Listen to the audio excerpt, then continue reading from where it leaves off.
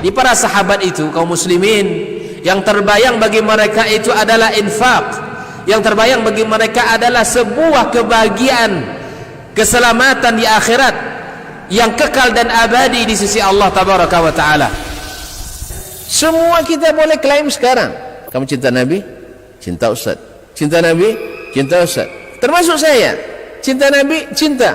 Kapan tahunya? Besok di akhirat. Maka apa kata Nabi sallallahu alaihi wasallam? Amalur rajuli biyadih. Penghasilan yang terbaik adalah pekerjaan yang dilakukan oleh seseorang dengan tangannya sendiri. Wa kullu bai'in mabrur. Dan setiap jual beli yang mabrur. Ini aktivitas ini membantu saya di akhirat atau akan menyulitkan saya di akhirat? Kalau seandainya perbuatan itu ternyata akan menyulitkan kita di akhirat kelak, tinggalkan perbuatan itu. Ikut di majelis-majelis ilmu. Semoga selawat dan salam senantiasa pula disampaikan kepada Nabi besar, Nabi junjungan alam, Nabi kita Muhammad sallallahu alaihi wasallam, yang telah menyampaikan amanah risalah Allah Subhanahu wa taala sehingga jelas sejelas-jelasnya, terang seterang-terangnya. Tinggal kita mempelajari, memahami, kemudian mengikuti. Mudah-mudahan dimudahkan oleh Allah Subhanahu wa taala.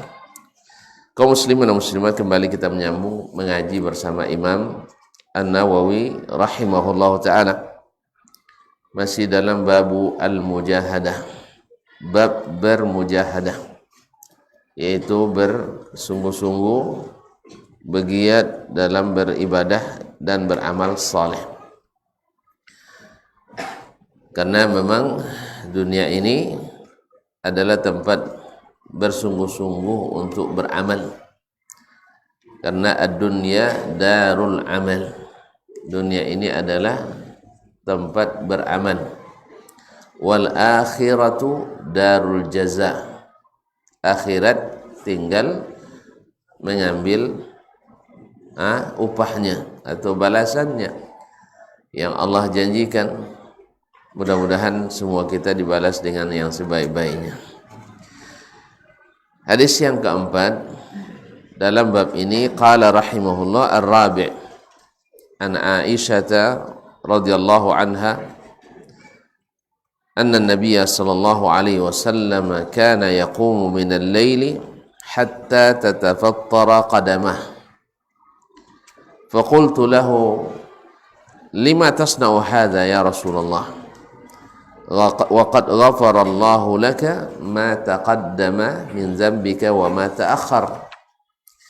قال أفلا أحب أن أكون عبدا شكورا. متفق عليه. وهذا لفظ البخاري ونحو في الصحيحين من رواية المغيرة ابن شعبة. Dari Aisyah radhiyallahu taala anha, Aisyah As-Siddiqah bintu Abi Bakar As-Siddiq radhiyallahu ta'ala anha wa an abiha, istri Nabi alaihi salatu wassalam yang Allah berikan karunia ilmu dan kecerdasan.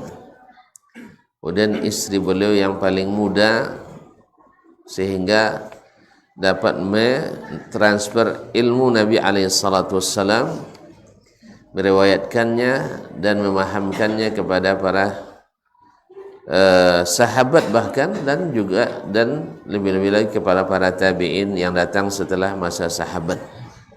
Sehingga Aisyah radhiyallahu anha terkenal masuk dari salah satu fuqaha as-sahabah, ahli fikih dan fatwanya para sahabat.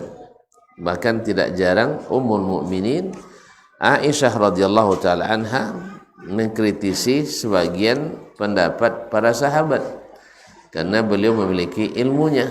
Beliau memiliki ilmunya yang tidak atau belum sampai kepada sahabat yang lain. Misalnya ketika Abdullah bin Umar radhiyallahu taala anhu mengatakan Nabi melihat Rabbnya pada malam Isra dan Mi'raj di Sidratil Muntaha, maka Aisyah meluruskan ya, karena Abdullah bin Umar memandang atau menafsirkan dari zahir ayat walaqad ma kadzabal fu'alu ma ra'a, yaitu hati Nabi tidak mendustakan apa yang dia lihat. Jadi dia menafsirkan itu adalah Nabi SAW melihat Allah Subhanahu wa taala. Lalu Aisyah menyebutkan bahwa beliau bertanya langsung ke Nabi SAW, hal ra'aita rabbak, apakah engkau melihat Rabbmu pada malam Mi'raj? Qala nurun anna arah atau anna urah, ya, yang saya lihat ada cahaya sebagai hijabnya, bagaimana saya bisa melihatnya. Jadi akhirnya Abdullah bin Umar radhiyallahu ta'ala meralat kembali pendapatnya karena dapat ilmu dari Ibunda Aisyah radhiyallahu ta'ala anha. Dan ada kitab khusus tentang istidrak Aisyah ala sahabah, istidrak Aisyah ala as-sahabah radhiyallahu ta'ala anha, anna Nabiya sallallahu alaihi wasallam, dan khususnya masalah yang berkaitan dengan hal-hal yang dilakukan Nabi tidak di hadapan orang ramai, hal-hal yang tidak dilihat oleh orang ramai yang dilakukan Nabi di rumahnya, ya, di waktu-waktu yang tidak ada orang kecuali istrinya. Ma'asyarul kiram dirahmati Allah, anna Nabiya sallallahu alaihi wasallam, bahwa Nabi sallallahu alaihi wasallam kana yaqumu min al-laili hatta tatafattara qadamah. Nabi sallallahu alaihi wasallam selalu salat malam sampai kedua tumitnya pecah-pecah karena lama berdiri. Karena lama berdiri sampai pecah-pecah tumit Nabi alaihi salatu wassalam. Bahkan atau dalam riwayat lain hatta tatawarrama qadamahu, sampai bengkak kedua tumitnya. Bi abi huwa wa ummi salawatu rabbi wa salamu alaihi. Melihat itu Aisyah radhiyallahu taala anha, ya, yang tentu melihat suaminya seperti itu, dia merasa kasihan kepada Nabi alaihi salatu wassalam. Faqultu lahu lima tasna'u hadha ya Rasulullah, kenapa engkau beribadah seperti ini? Betul, karena Nabi alaihi salatu wassalam seperti yang difirmankan Allah Subhanahu wa taala, inna rabbaka ya'lamu annaka taqumu adna min thuluthayil layli wa nisfahu wa thuluthahu wa ta'ifatun minal ladzina ma'ak. Sesungguhnya Rabbmu mengetahui bahwa engkau hai Muhammad salat atau qiyamul lail kurang dari 2/3, tapi lebih dari setengah. Kurang dari 2/3, lebih dari setengah. Min thuluthayil lail, hampir 2/3 malam. Wa nisfahu, atau setengahnya. Au thuluthahu, atau wa thuluthahu, dan 1/3-nya. Wa ta'ifatun minal ladzina ma'ak, dan sekelompok dari orang-orang yang bersamamu, maksudnya sahabat Nabi alaihi salatu wassalam. Qiyamul lail adalah da'bus salihin, adalah kebiasaan orang-orang saleh. Nah, Allah mengetahui kamu berdiri di waktu malam kurang dari 2/3 atau setengah atau 1/3, dan demikian pula orang-orang yang bersamamu. Kaum muslimin dan muslimat, kalau kita nak tahu lagi bagaimana Nabi alaihi salatu wassalam pernah salah seorang sahabat, yaitu Abdullah bin Mas'ud radhiyallahu taala anhu, dia mendapatkan Nabi salat malam di Masjid Nabawi sendiri.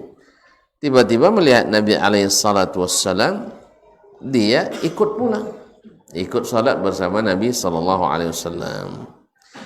Faqama tawilan. Lalu salatnya Nabi itu lama sekali. Hatta amamtu bi amri su. Sampai saya sudah berniat buruk.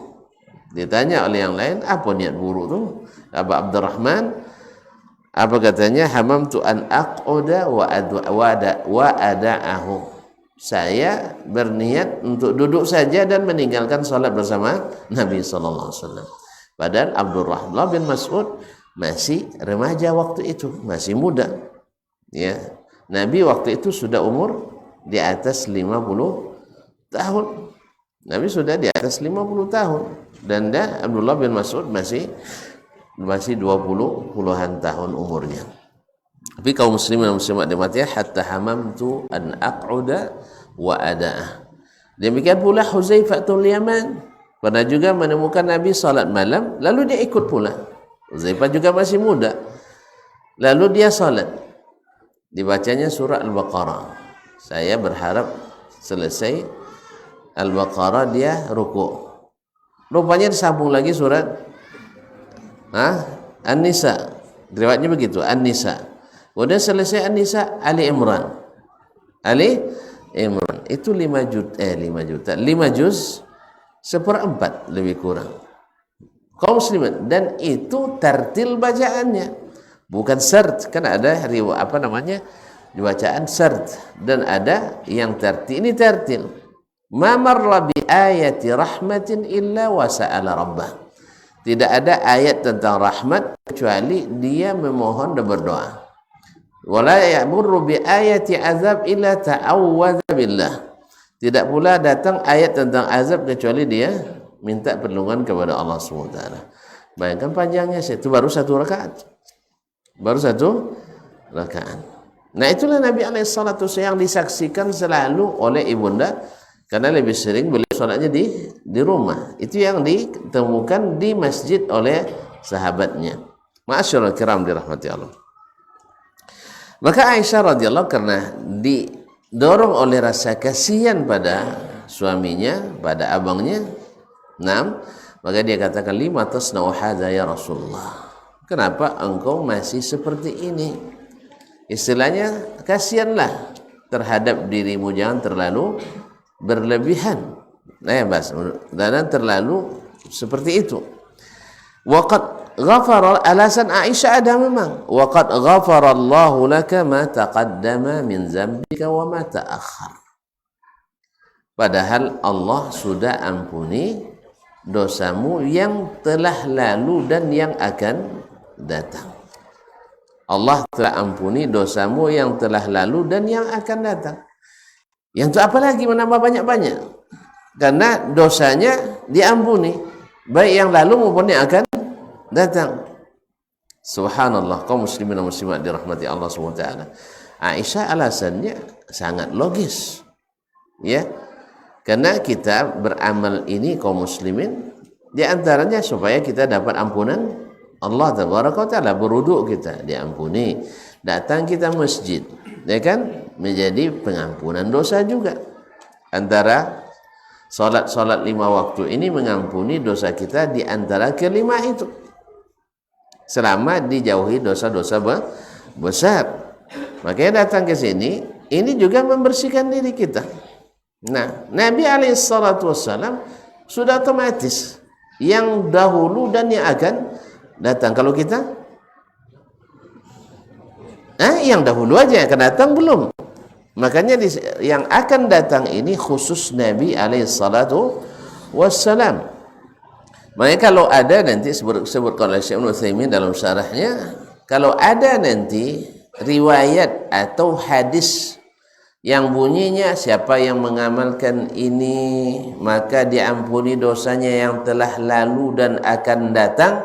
Nah, yang akan datang ini pasti tidak sahih. Pasti tidak sahih. Karena yang akan datang itu khusus untuk Nabi dan sebagian umat yang Allah berikan khusus. Apa contohnya? Orang yang ikut perang Badar. Orang yang ikut perang Badar, Allah katakan, i'malu ma syi'tum faqad ghafartu lakum. Amalkanlah apa yang kalian nak amalkan, aku sudah ampuni dosa kalian. Masya Allah, untung kita tidak ikut. Subhanallah, beruntunglah mereka yang ikut perang Badar, kaum muslim dan muslimat dirahmati Allah, karena perang yang sangat-sangat bersejarah. Dan pertama umat Islam menunjukkan bahwasanya dengan Allah pasti menang. Dengan Allah pasti menang, karena Nabi bukan pergi berperang niatnya. Nabi dan sahabat hanya ingin minta harta mereka yang dirampas paksa ketika hijrah oleh orang-orang Quraisy, minta dikembalikan. Pas kafilah dagang pimpinan Abu Sufyan lewat di tepi pantai di arah Badar, maka Nabi menghadang di situ dengan sejumlah pasukan 313 orang lebih kurang. Tapi orang-orang Quraisy yang mendapatkan informasi bahwa Nabi bersiap untuk menghadang, maka mereka minta bantuan langsung ke Makkah. Dan Makkah dengan pasukan kostratnya, komando strategis angkatan daratnya, langsung turun dan segera ke Badar, dan terjadilah pertemuan yang tidak direncanakan itu. Alhamdulillah 300 lebih lawan 1000. Alhamdulillah Allah berikan kemenangan itu, karena memang mereka orang-orang berkualitas dan bermutu. Ma'asyiral kiram dirahmati Allah. Nah, orang-orang seperti ini diampuni dosanya yang akan datang. I'malu ma syi'tum faqad ghafartu lakum. Buktinya kaum muslimin dan muslimat dirahmati Allah SWT, ketika Hatib ibn Abi Balta'ah radhiyallahu anhu karena kasihan atau karena khawatir terhadap harta bendanya di Makkah, ketika Nabi merencanakan akan membuka kota Makkah, yaitu dengan mengerahkan pasukan waktu itu untuk mengembalikan Makkah kepada tauhid, untuk menghilangkan syirik, mengembalikan kepada iman, menghilangkan kekufuran, bukan untuk bunuh orang, adalah untuk mengembalikan. Dan khususnya setelah orang-orang Makkah sendiri mengkhianati perjanjian Hudaybiyah. Mereka mengkhianati perjanjian, mereka tidak mengikuti dan melanggar klausul yang disebutkan dalam perjanjian Hudaybiyah. Maka dengan demikian dengan sendirinya perjanjian batal, karena ada pelanggaran dari pihak kaum musyrikin. Makanya orang Islam itu tidak boleh melanggar janji. Yang selalu membukir janji itu orang musyrikin, orang-orang kafirin. Silakan baca sejarahnya. Semua perjanjian yang dibuat, kalau ada pihak muslim dengan non muslim, pasti yang melanggar orang non muslim. Karena kita wajib untuk menepati janji. Inilah, karena janji kita bukan hanya kepada orang yang pihak lain, janji kita di samping itu juga kepada Allah tabaraka wa taala. Orang mukmin tak melanggar dan tak mungkir janji. Kaum muslimin dan muslimat dirahmati Allah. Maka Hatib ibn Abi Balta'ah karena khawatir, dia mengirim surat bersama seorang wanita. Kenapa wanita? Karena wanita tidak dicurigai biasanya. Ibu-ibu tidak dicurigai biasanya. Lalu datanglah berita dari langit. Kok dari langit? Karena yang beri berita di langit. Kan turun malaikat. Tidak membelen-belen kan? Malaikatnya turun dari langit membawa berita kepada Nabi SAW, lengkap dengan ciri-ciri orangnya dan tempat akan ditangkapnya. Maka dikirimlah rajulun yuhibbullaha wa rasulah wa yuhibbuhullah wa rasuluh. Seorang laki-laki yang dicintai Allah dan Rasul, dan Allah mencintai Allah dan Rasul. Siapa? Ali bin Abi Thalib radhiyallahu anhu bersama Muhammad ibn Maslamah al-Ansari radhiyallahu taala anhu jami'. Nah, ketika sampai di Ajmati Khah atau Raudhati Khah, di sebuah tempat di pinggir atau di luar kota Madinah menuju Makkah, maka di situ Ali menemukan wanita tersebut. Mengeluarkan surat katanya. Dia bilang enggak ada surat sama saya. Surat siapa pula? Hah? Siapa yang kirim surat? Pokoknya keluarkan. Allah dan Rasul tak akan bohong. Allah dan Rasul tidak akan bohong. Dia bilang tidak ada. Kalau tidak kami telanjangi. Nah, kalau telanjangi itu takut wanita. Akhirnya dia keluarkan surat dari balik bajunya dan diserahkan. Ternyata ada tanda tangan Hatib ibn Abi Balta'a radhiyallahu anhu. Sampai ke Nabi sallallahu alaihi wasallam, dipanggillah Hatib. Diklarifikasi. Dia minta datang, kenapa? Mallazi da'aka ila hadza ya Rasulullah? Ya Hatib, kenapa? Apa yang membuat kamu melakukan ini wahai Hatib?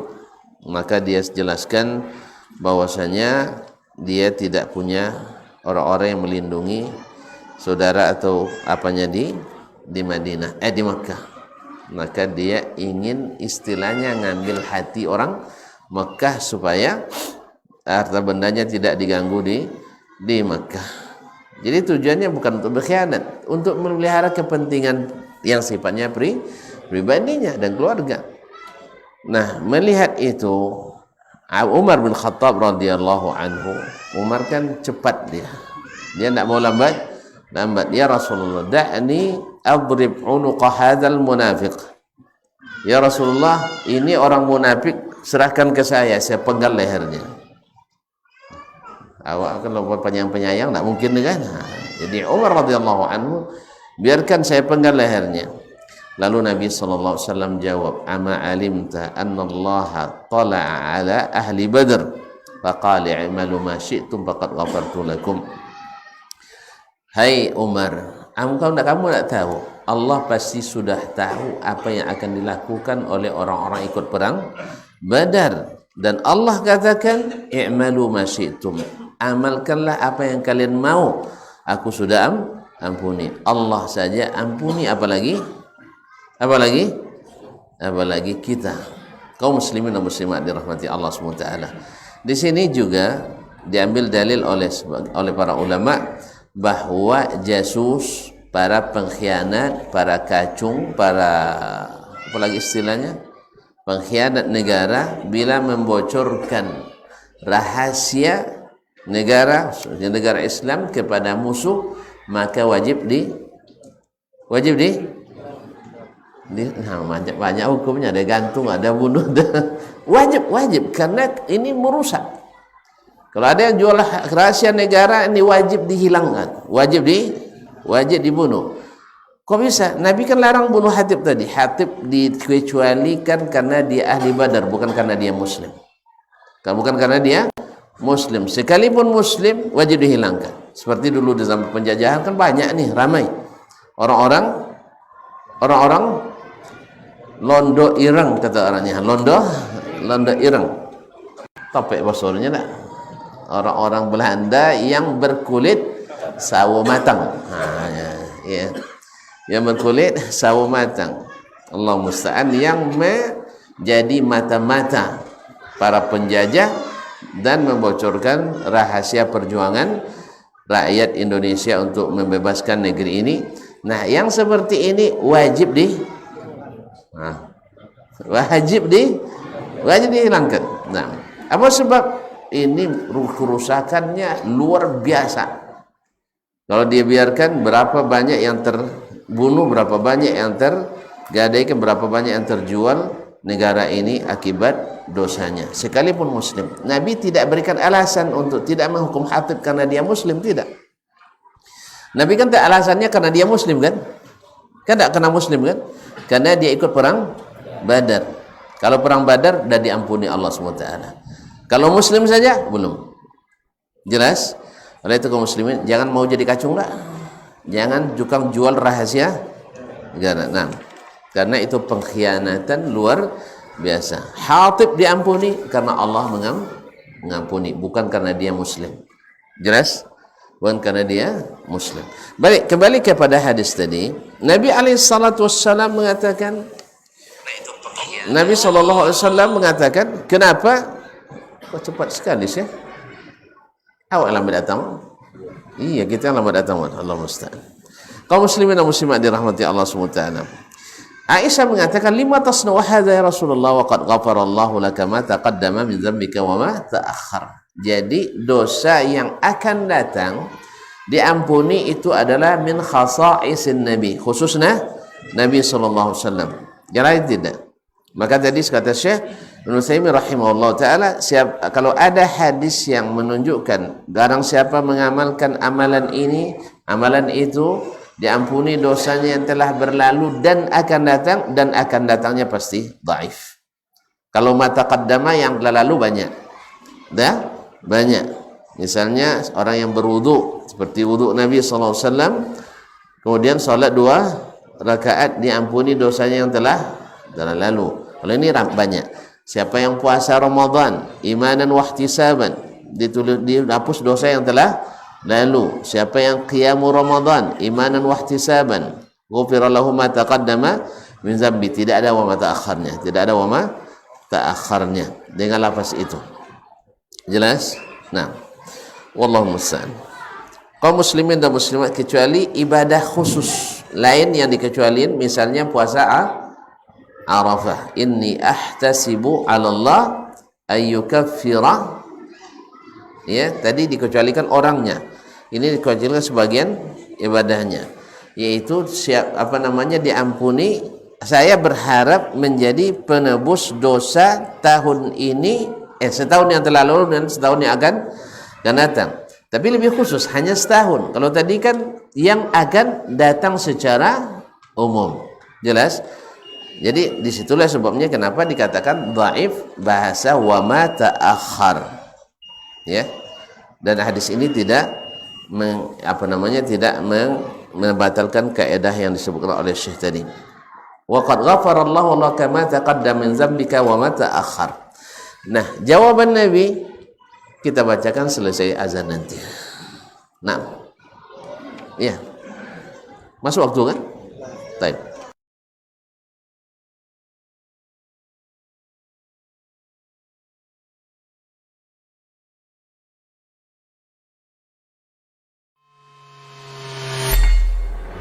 Di para sahabat itu, kaum muslimin, yang terbayang bagi mereka itu adalah infak, yang terbayang bagi mereka adalah sebuah kebahagiaan, keselamatan di akhirat yang kekal dan abadi di sisi Allah tabaraka wa taala. Semua kita boleh klaim sekarang. Kamu cinta Nabi? Cinta Ustaz. Cinta Nabi? Cinta Ustaz. Termasuk saya. Cinta Nabi? Cinta. Dapat tahunya besok di akhirat. Maka apa kata Nabi sallallahu alaihi wasallam? Amalur rajuli biyadihi. Penghasilan yang terbaik adalah pekerjaan yang dilakukan oleh seseorang dengan tangannya sendiri. Wa kullu bai'in mabrur, dan setiap jual beli yang mabrur.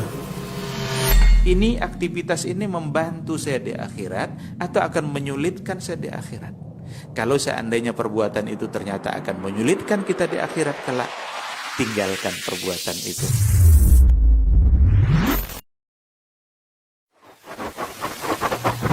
Barometer amal kita saleh tak salehnya di salat kita. Bila salat kita ikhlas dan sesuai dengan sunnah Nabi SAW, maka insya Allah amalan yang lain mengikuti. Ini aktivitas ini membantu saya di akhirat atau akan menyulitkan saya di akhirat. Kalau seandainya perbuatan itu ternyata akan menyulitkan kita di akhirat kelak, tinggalkan perbuatan itu. Anta ni'mal jund. Kamu adalah sebaik-baik prajurit. Coba lihat. Kamu adalah sebaik-baik prajurit. Maka tujuannya adalah menghancurkan kehidupan rumah tangga.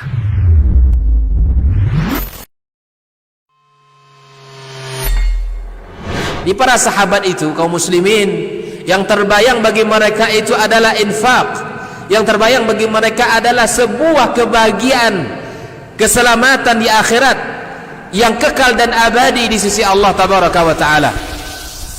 Semua kita boleh klaim sekarang. Kamu cinta Nabi? Cinta Ustaz. Cinta Nabi? cinta Ustaz. Termasuk saya, cinta Nabi, cinta. Kapan tahunya? Besok di akhirat. Maka apa kata Nabi sallallahu alaihi wasallam? Amalur rajuli biyadih. Penghasilan yang terbaik adalah pekerjaan yang dilakukan oleh seseorang dengan tangannya sendiri. Wa kullu bai'in mabrur. Dan setiap jual beli yang mabrur. Ini aktivitas ini membantu saya di akhirat atau akan menyulitkan saya di akhirat. Kalau seandainya perbuatan itu ternyata akan menyulitkan kita di akhirat kelak, tinggalkan perbuatan itu.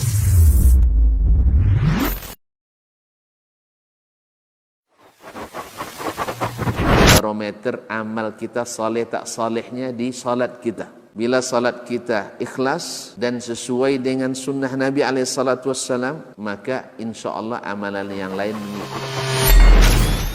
Ini aktivitas ini membantu saya di akhirat atau akan menyulitkan saya di akhirat. Kalau seandainya perbuatan itu ternyata akan menyulitkan kita di akhirat kelak, tinggalkan perbuatan itu. Anta ni'mal jund. Kamu adalah sebaik-baik prajurit. Coba lihat. Kamu adalah sebaik-baik prajurit. Maka tujuannya adalah menghancurkan kehidupan rumah tangga.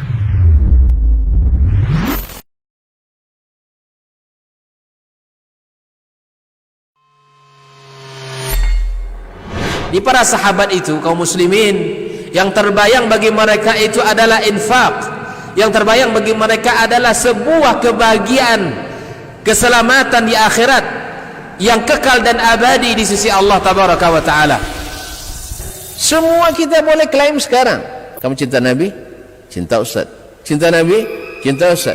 Termasuk saya, cinta Nabi, cinta. Kapan tahunya? Besok di akhirat. Maka apa kata Nabi sallallahu alaihi wasallam? Amalur rajuli biyadih. Penghasilan yang terbaik adalah pekerjaan yang dilakukan oleh seseorang dengan tangannya sendiri. Wa kullu bai'in mabrur. Dan setiap jual beli yang mabrur. Ini aktivitas ini membantu saya di akhirat atau akan menyulitkan saya di akhirat. Kalau seandainya perbuatan itu ternyata akan menyulitkan kita di akhirat kelak, tinggalkan perbuatan itu.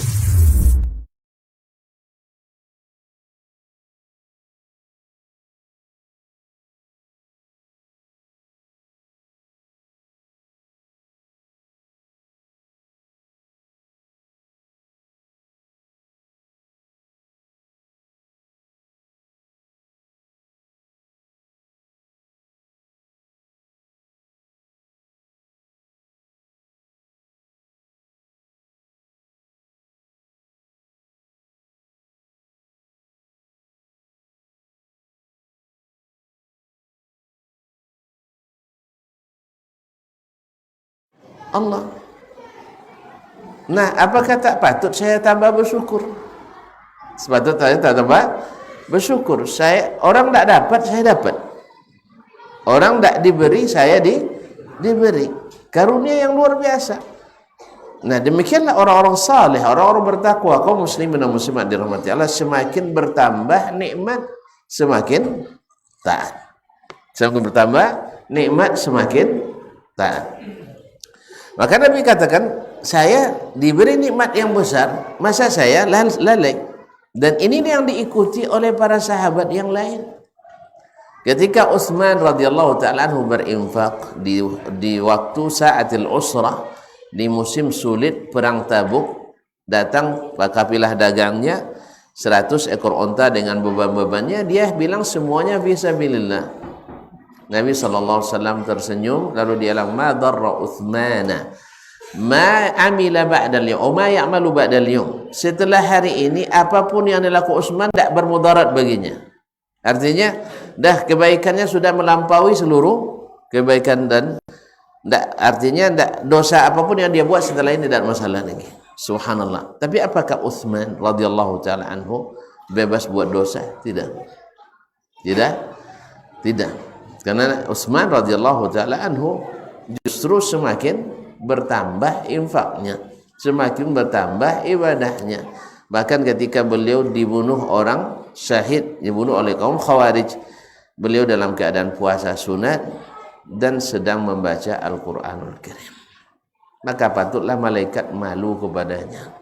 Maksudlah Rasulullah SAW malu kepadanya. Afala astahi min rajulin atau min rajulin tastahi minhul malaikah. Gimana saya tidak akan malu kepada laki-laki yang dia malaikat saja malu kepadanya. Ma'asyiral kiram dirahmati Allah SWT.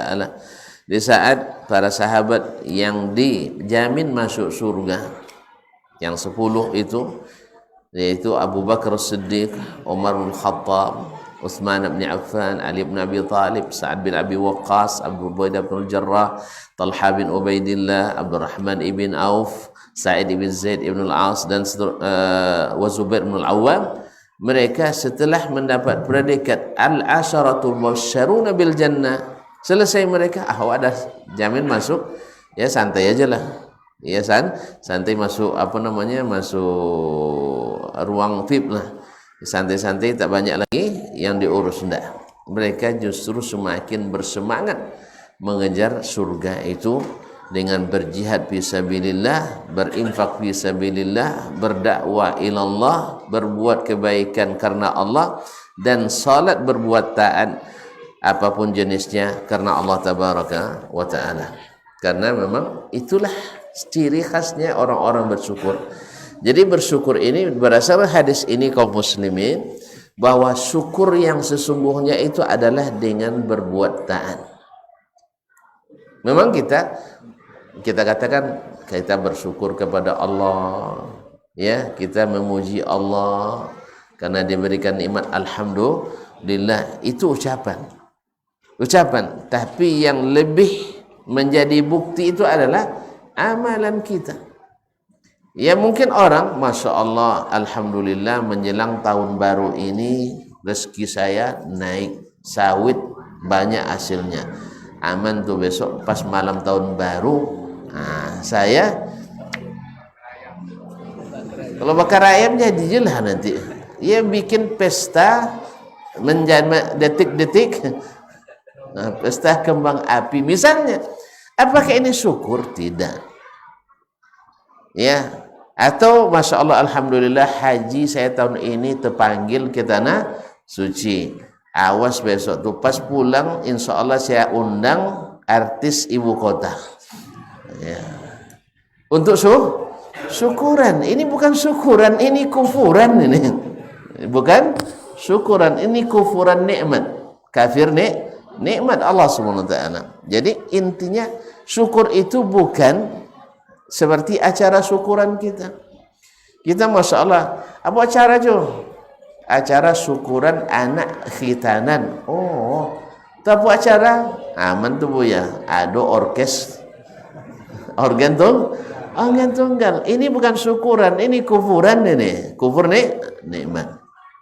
Yang syukur itu adalah semakin bertambah taat kepadanya. Nah, kalau tuntun bilang misalnya, saya bersyukur karena harga sawit naik, insya Allah hasil tahun ini sepertiga tiap bulan untuk Masjid At-Taubah misalnya. Nah, lain tambah soju AC-nya kan misal, pokok listrik AC At-Taubah dan tanggung setahun kok misal, itu baru syukuran. Dan pasti sholat situ 5 waktu, itu syukuran. Dan kalau bisa contoh Nabi tadi, sholat malam 2/3 malam, serakaat 5. Hendak tolak, hendak tolak saddidu wa qaribu, itu usahakan benar atau mendekati benar. Inilah kaum muslim, inilah syukuran yang ditafsirkan langsung oleh Nabi sallallahu alaihi wasallam, bukan dengan saya bikin majlis syukur nih, majlis syukur lalu menyenandungkan untayan-untayan rasa syukur pada Allah, bukan. Makanya kaum muslimin dan muslimat, Nabi Fathu Makkah bersyukur dia dengan apa? Dengan tawadhu lillahi tabaraka wa ta'ala, bukan dengan membuat pesta kembang api, pesta nyanyi, pesta lagu, sekalipun ragu religi. Allah musta'an. Ini kadang kita kan syukuran di masjid disuruh ibu nyanyi depan kita, ibu-ibu nyanyi di depan bapak-bapak, padahal ketika sholat safnya di mana? paling belakang paling afdal. Apa hikmahnya? Nah, kan udah ngaji hikmah kan? Maqasidus syariah kan udah belajar. Apa hikmahnya? Supaya jangan dekat-dekat dengan laki-laki. Anda selesai salat maju ke depan. Apa melengok-lenggok ke depan. Bila Isra. Mana orang kan ingat Israel waktu itu? Nengok ibu nyanyi tak akan bila Israel, tak ingat sama dia. Bila lah kan mati laki katanya.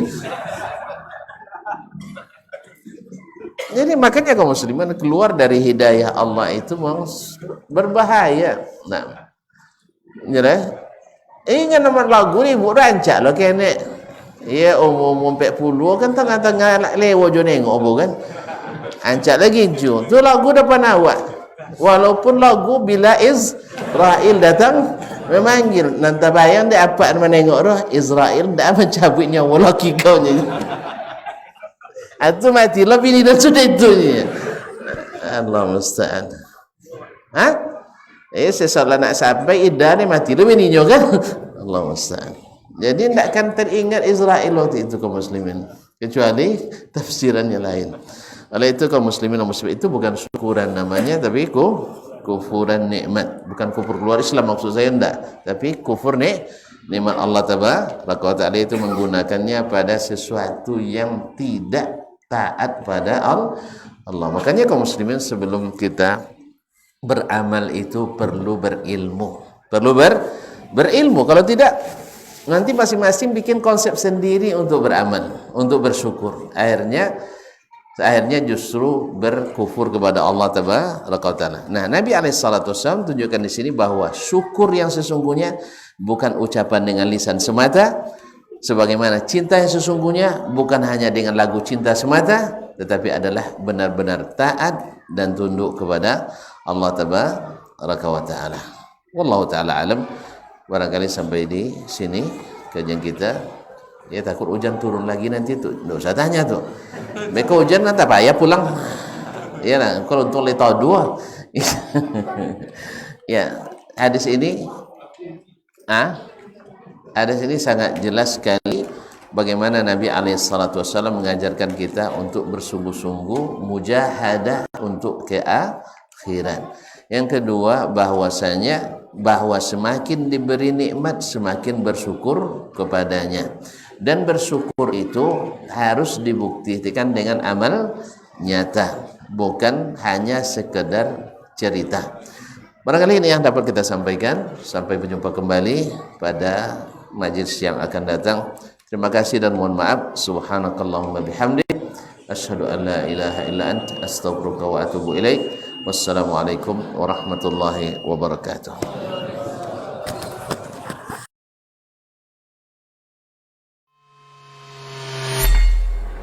Di para sahabat itu kaum muslimin, yang terbayang bagi mereka itu adalah infak, yang terbayang bagi mereka adalah sebuah kebahagiaan, keselamatan di akhirat yang kekal dan abadi di sisi Allah tabaraka wa taala.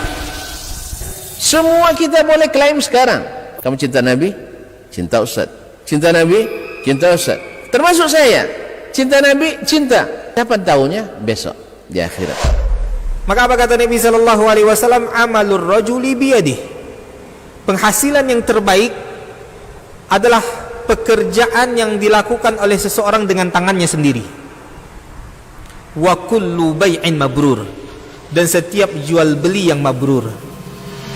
Ini aktivitas ini membantu saya di akhirat atau akan menyulitkan saya di akhirat? Kalau seandainya perbuatan itu ternyata akan menyulitkan kita di akhirat kelak, tinggalkan perbuatan itu.